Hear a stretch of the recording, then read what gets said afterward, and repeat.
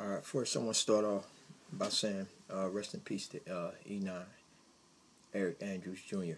Um, Definitely be missed. Real cool dude, man. I liked you. Had it. It was never a funny moment with me and you, man. You just authentic, real good person, and intelligent, a thinker. I appreciate the time that we had with you on this earth. But I'm gonna send my condolences to his family, and hopefully, their hearts can rebound from this tragic incident. But I'm going to focus right now on the mind state of the person that commit the homicide, or is willing to commit the homicide, or is thinking in the near future to commit a homicide. I understand. I know the rap songs that get you there. You know, the rap verses that'll have you not thinking the consequences after you commit these actions.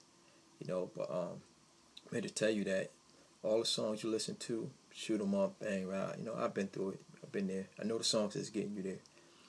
But if you're listening to them now, they don't got a verse to get you out of the situation you're in right now. You know, not while your adrenaline was rushing and somebody played you, rubbed you the wrong way, you went and got your ratchet and you came back, wow, stood there, took off, did all of that. I'm not talking about that. That's just one part of it. I'm talking about now after everybody's buzzing, names are jumping out there, it's about to hit the media, the newspapers, and now you're waking up in the morning. After all that buzz, and you don't know if your name is being kicked out there, you don't know if people coming for you, you don't know if somebody's gonna hold water, if this one's gonna tell what they saw, and all of that. All of these are going in your head now.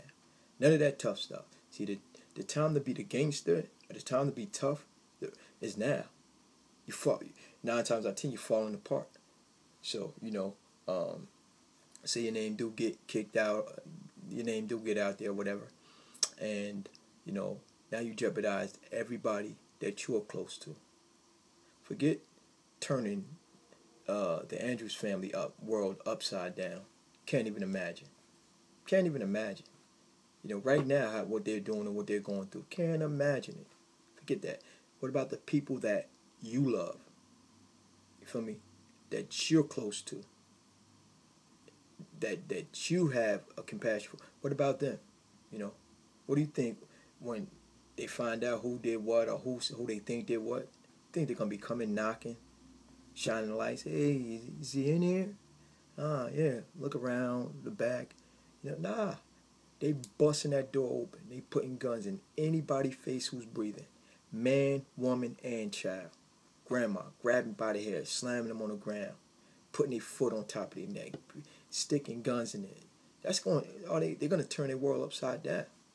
And it's a strategic tactic because they want to shake any place that they think that you've been at, or will be, or will go to.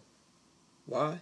Because, say for instance, if you're dumb enough to come there 3 hours later knocking on the door, first thing they're gonna say is, man, get out of here. Yo, you can't stay here. No, we don't want you here. Go to the next place. Yo, they just left here, man. You bugging out. Man, I don't know if they might still be around here watching you, or watching somebody following you. Get out of here. You can't come here.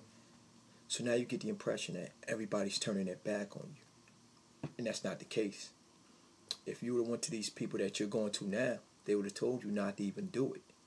So you put them in an awkward position, a tight, a bad spot, just because of your rationale, just because of your ego. You think everybody's supposed to go down with you. No, these people got to get up in the morning. They got to get people off to school. And if they got their house shaking, they're going to end up calling out. Kids can't go to school. You just disrupted everything. All because you couldn't handle your emotions. And, now you're in a tight spot. They're smoking you out. Been there before, man. This is nothing new. Probably to a new tough guy. You got a lot of new tough guys out there that never experienced it. They waiting to go through this, but they don't think that this is the repercussion. What they think is all they got to worry about is whoever they did something to, his people coming to rob. Nah, you got some robots out there looking for you. Yeah, juiced up, suited up, ready to play. Any way you want to play it, physical, mental, guns, it don't matter. They ready.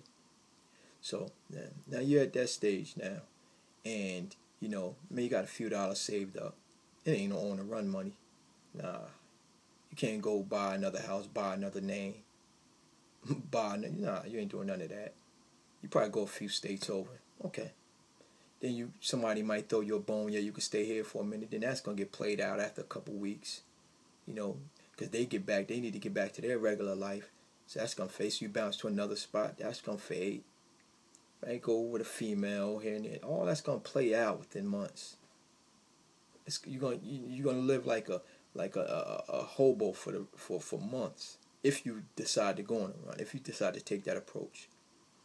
But now you put all these people in this predicament. You put yourself in this predicament, and you don't have any solution. The rap song ain't tell you what to do at this point. It's bigger than just the shooting. See, the thing is, you got to realize that you're not a killer. You're a shooter. You're not a killer. I'm 38 years old. I know I know all there is to know about the streets, up and down, like the back of my hand. And out of my 38 years, I've never met a killer. I've never had the opportunity to meet a killer.